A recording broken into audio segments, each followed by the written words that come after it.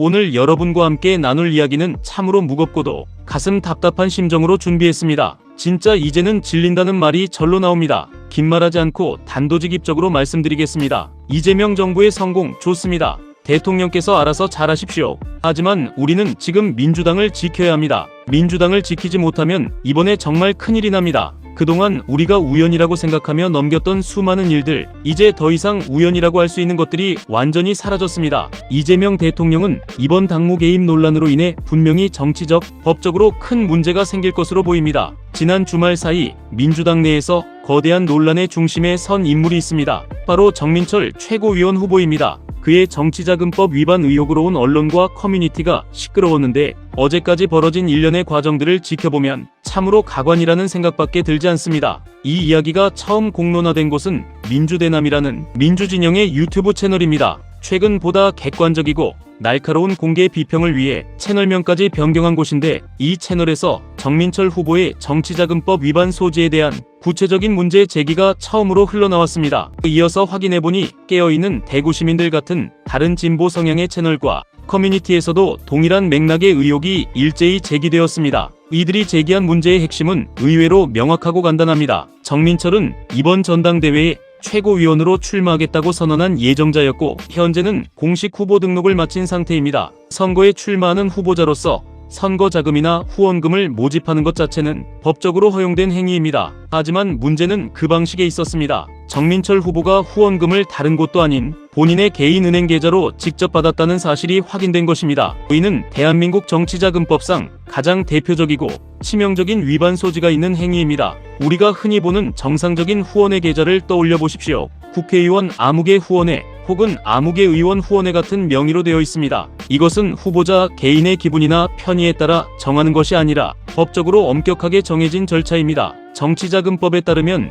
정당의 당대표나 최고위원 경선 후보자 등은 반드시 법이 정한 후원회를 별도로 지정해야 합니다. 그리고 이 후원회를 관할 선거관리위원회에 정식으로 등록한 뒤에야 비로소 후원금을 적법하게 모금할 수 있습니다. 즉, 선관위에 등록되지 않은 후보자 개인 계좌로 직접 돈을 받는 것은 법에 정해져 있지 않은 방식으로 정치자금을 수수한 것이 됩니다. 이는 정치자금법 제45조가 규정하는 정치자금 부정수수죄에 해당할 가능성이 매우 높으며 당연히 수사기관의 수사 대상이 될 수밖에 없는 중대한 사안입니다. 이러한 문제를 민주대남, 즉 현재의 이대남의 논제 채널에서 강력하게 공론화하자 정민철 후보 측의 해명글이 올라왔습니다. 그런데 이 해명조차 상식적으로 이해하기 힘든 내용으로 가득 차 있어 사태를 더욱 꼬이게 만들었습니다. 정민철 후보가 올린 해명문을 그대로 읽어드리겠습니다. 후원금 반환은 글이 업로드된 상태였던 2026년 7월 16일 오후 2시부터 2시 10분 사이에 입금된 건에 한해 진행됩니다.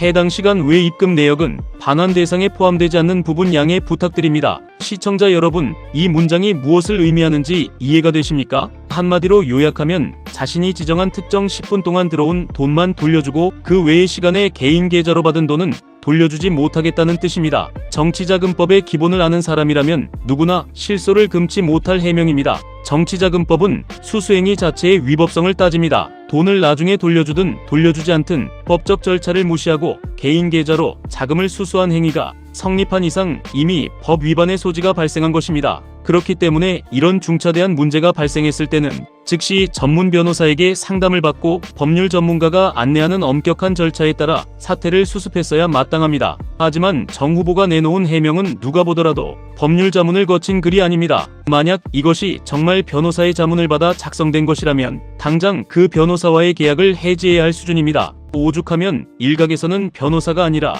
인공지능 AI에게 대충 물어보고 올린 글이 아니냐는 웃지 못할 의심까지 강하게 제기되는 실정입니다. 사태의 심각성은 여기서 그치지 않습니다. 개인 계좌 모금 논란이 걷잡을 수 없이 커지자 정민철 후보는 뜬금없이 본인의 유튜브 라이브 방송을 켜고 카메라 앞에서 눈물을 흘리기 시작했습니다. 감정적인 장면이라 보기 불편하시겠지만 이 안에는 매우 중요한 본질이 숨어있기에 우리는 이 과정을 똑똑히 지켜봐야 합니다. 정 후보는 방송에서 선관위로부터 관련 자료를 요구받았다는 사실을 언급했습니다. 저는 이 라이브 방송이 사실상 본인의 잘못을 인정하는 자백 영상이나 다름없다고 생각합니다. 선관위 조사가 들어오자 본인도 이 행위에 심각한 법적 문제가 있음을 비로소 인지한 것입니다. 그렇다면 공당의 최고위원이 되겠다는 정치인으로서 마땅히 취해야 할 태도는 명확합니다. 본인의 무지와 과오를 깨끗하게 인정하고 당원과 국민 앞에 진심으로 사과한 뒤 법적 책임을 지는 것입니다. 그러나 정 후보는 전혀 다른 태도를 보였습니다. 자신을 향한 정당한 법적 의혹 제기를 두고 민주진영 유튜버들이 자신을 조직적으로 공격하고 있다고 비난했습니다. 특정 유튜버들이 비방 목적의 웹자보를 만들어 조직적으로 유포하고 있다는 주장까지 펼쳤습니다. 더 나아가 자신이 친족들의 경제적 도움을 받지 못해 처지가 불우하다며 눈물로 감성에 호소하는 심파극을 연출했습니다. 이 모습을 보며 과연 정민철 후보가 타인에게 그런 눈물의 호소를 할 자격이 있는지 묻지 않을 수 없습니다. 과거 그가 본인의 방송과 SNS에서 민주진영의 수많은 선배 정치인들과 인사들을 향해 쏟아냈던 조롱과 혐오의 언사들은 도대체 무엇이었습니까? 남을 비난할 때는 거침없던 사람이 본인의 명백한 잘못에 대한 비판이 들어오자 피해자 행세를 하는 양두구육의 태도에 분노하지 않을 수 없습니다. 그리고 유튜버들이 웹자보를 뿌렸다는 주장도 사실과 다릅니다. 이는 온라인 커뮤니티 유저들이 자발적으로 내용을 공유하고 퍼간 것이지 유튜버들이 악의적으로 제작해 살포한 것이 아닙니다. 또한 친족의 도움을 받지 못해 힘들다며 눈물을 보이는 경제적 기만행위 역시 납득하기 어렵습니다. 정 후보는 평소 본인의 채널에서 해박한 척 경제 관련 영상을 제작해왔으며 세간의 소문에 따르면 고가의 수입차를 타고 다닌다는 정황도 있습니다. 본인 스스로가 문화전쟁 최전선에서 많은 성과를 이루어냈다고 자화자찬해왔고 자신이 집필한 책이 베스트셀러에 올랐다는 사실을 자랑스럽게 인증하기도 했습니다. 출판 및 미디어 업계 생리를 조금이라도 아는 분들은 잘 아시겠지만 베스트셀러 작가가 되면 대단히 높은 수준의 인쇄 수입이 보장됩니다. 결코 경제적으로 소외되거나 굶주린 처지가 아닙니다. 그렇게 풍족한 환경에서 민주진영 인사들을 조롱하고 비난할 때는 언제고 본인의 불법 의혹이 터지니 눈물을 흘리며 감성팔이를 하는 것이 과연 공당의 지도자가 되겠다는 사람의 올바른 자세입니까? 이 사안은 명백히 정 후보 본인의 법률 위반 의혹이며 이를 알리고 비판하는 당원들을 도리어 가해자로 몰아세우는 적반하장식 행태는 결코 용납될 수 없습니다. 그런데 정말 황당하고 믿기지 않는 일은 바로 그 다음날 벌어졌습니다. 설마 했던 우려가 현실이 된 것입니다. 정민철 후보의 눈물 방송이 나간 직후 이재명 대통령이 자신의 공식 X 계정에 한 편의 글을 올렸습니다. 그 글은 누가 보더라도 정민철 후보를 노골적으로 감싸고 구해주기 위한 청탁성 글로 해석될 수밖에 없었고 실제로 다수의 당원과 국민들이 그렇게 받아들였습니다. 이 대통령은 게시글에서 돈 때문에 선거에 나갈 수 없다는 건 슬픈 일이기도 하지만 부정부패의 유인을 키우는 일이기도 하다고 언급했습니다. 그러면서 대한민국의 정치를 근본적으로 바꾼 노무현 정치개혁의 핵심은 돈 안 드는 선거, 즉 선거공영제 도입이었다며 장황한 명분을 늘어놓았습니다. 그리고 결정적으로 청년기에 돈 없는 서러움을 안고 무수한 도전으로 기득권의 벽을 넘어온 선배로서 청년 후보들을 위해 그들의 후원 계좌 홍보라도 해주고 싶다는 발언을 덧붙였습니다. 심지어 글 말미에는 혹여 이를 두고 당무 개입이라 지적할 분도 계실 수 있으나 현행법과 당원 당규상 대통령도 당원으로서 소속 정당에 당무의 의견을 낼 수 있게 되어 있으니 오해 없기를 바란다는 뻔뻔한 변명까지 잊지 않았습니다. 이재명 대통령님, 진심으로 말씀드리지만 이제 더 이상 대통령님을 옹호하는 것은 불가능할 것 같습니다. 이게 대체 무엇 하시는 행동입니까? 제발 부탁이니 SNS 좀 끊으시면 안 됩니까? 법정 절차를 위반해 개인 계좌로 돈을 받아 수사 대상에 오른 정민철이라는 인물이 과연 대통령이 직접 나서서 호위무사 역할을 해줘야 할 만큼 가치 있는 청년 정치인입니까? 그렇게 당의 시스템과 법적 절차가 마음에 들지 않으신다면 차라리 번거로운 전당대회 자체를 하지 마십시오. 그냥 대통령 지명직으로 당대표도 임명하고 최고위원도 마음대로 임명하시고 정민철 후보도 최고위원 자리에 지명해버리시면 될 일 아닙니까? 무엇하러 당원들의 소중한 시간과 막대한 당비를 낭비해가며 전당대회를 개최하는지 묻고 싶습니다. 더욱 기가 막힌 현상은 이재명 대통령의 X 게시글이 올라오자마자 민주당 내부 시스템이 보여준 반응입니다. 대통령의 글이 업로드되기 무섭게 민주당 전당대회 준비위원회는 기존의 방침을 뒤집고 전당대회 기탁금 액수를 재논의하겠다는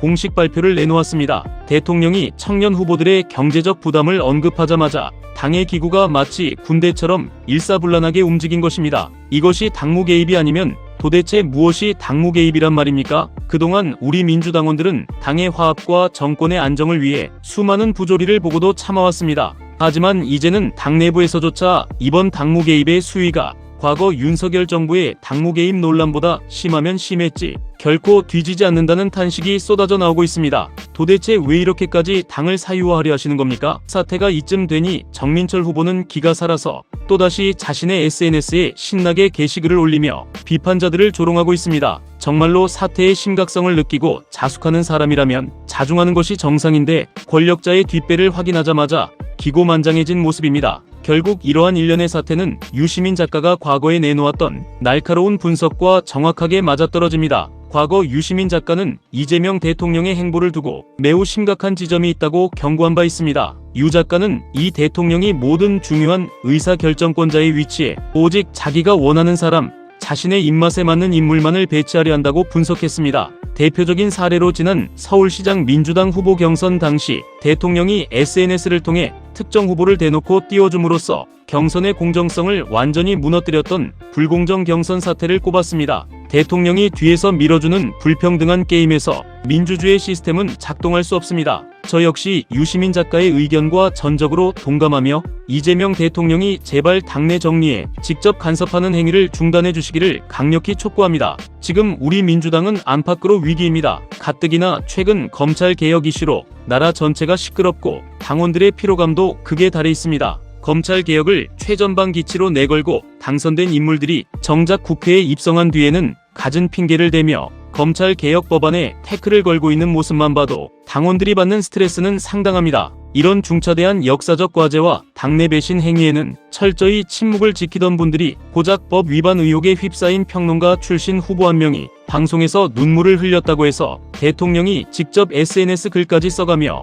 구명조직을 가동하는 것이 과연 정당합니까? 그동안 민주당이 내부 분열로 진통을 겪고 정당한 목소리를 내던 당내 인사들이 혐오 세력의 조롱으로 고통받을 때 이재명 대통령은 어디 계셨습니까? 상처받은 당원들을 위해서는 단 한 번도 따뜻하게 나서주지 않으셨던 분이 왜 특정 후보의 논란에만 이토록 민감하고 신속하게 반응하십니까? 이러한 선택적 분노와 선택적 공감이야말로 당원들을 지치게 만드는 본질이며 이번 사태는 당의 근간을 흔드는 초대형 사고라고 규정할 수밖에 없습니다. 시청자 여러분, 이제 우리는 맹목적인 지지에서 벗어나 냉정하게 현실을 직시해야 합니다. 그리고 이재명 개인의 사당이 아닌 역사와 전통을 가진 민주당을 우리 당원들의 손으로 직접 지켜내야 합니다. 민주당이라는 공당의 시스템과 민주적 가치가 무너지는 순간 이 나라의 민주주의 역시 걷잡을 수 없이 무너져 내릴 것입니다. 이미 이번 전당대회에서 벌어지는 정민철 후보의 의혹과 이에 동조하는 지도부의 행태만 보더라도 우리가 자랑스러워했던 민주당의 정의로운 정신은 완전히 실종된 구역이 존재함을 부인할 수 없습니다. 권력의 사유화를 막고 당의 정체성을 바로잡는 것은 오직 깨어있는 당원들의 감시와 행동뿐입니다. 오늘 준비한 내용은 여기까지입니다. 현실을 바로 보고 당을 지키기 위한 이 여정에 끝까지 함께해 주시기 바랍니다. 감사합니다.